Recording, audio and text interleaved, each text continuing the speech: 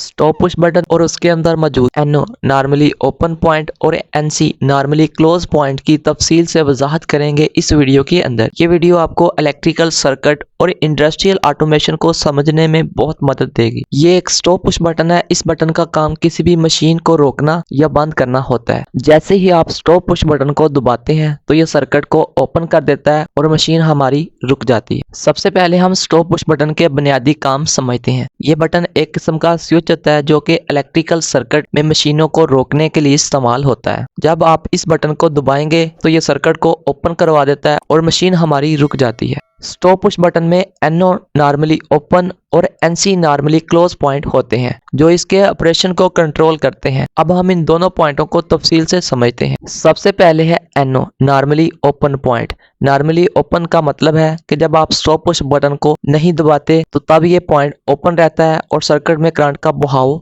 नहीं होता, यानी हमारा सर्किट बंद रहता है। जब आप NO पॉइंट को दबाते हैं तो सर्किट हमारा क्लोज हो जाता है और सर्किट के अंदर करंट का बहाव शुरू हो जाता है। तो NO पॉइंट का काम सर्किट के अंदर करंट के बहाव को शुरू करना होता है। NC पॉइंट के बारे में समझते हैं। NC point normally close point होता है और नॉर्मली क्लोज पॉइंट का मतलब है कि जब आप स्टॉप पुश बटन को नहीं दबाते तब ये पॉइंट क्लोज रहता है और सर्किट के अंदर करंट का बहाव जारी रहता है। जब आप NC नॉर्मली क्लोज पॉइंट को दबाते हैं तो ये ओपन हो जाएगा और सर्किट में करंट का बहाव रुक जाएगा। इसका मतलब है कि NC नॉर्मली क्लोज पॉइंट का काम ये है कि करंट को रोकना जब बटन को दबाया जाए। एक मोटर को कंट्रोल कर रहे हैं NO नॉर्मली ओपन पॉइंट का इस्तेमाल करके। जब NO पॉइंट को हम दबाएंगे तो ये सर्किट को क्लोज करेगा और मोटर को पावर मिलेगी और मोटर चलना शुरू कर देगी। और इसी तरह हम एक मोटर को कंट्रोल कर रहे हैं NC पॉइंट का इस्तेमाल करके, यानी नॉर्मली क्लोज पॉइंट का इस्तेमाल करके। और जैसे ही हम NC पॉइंट को दबाएंगे तो ये सर्किट को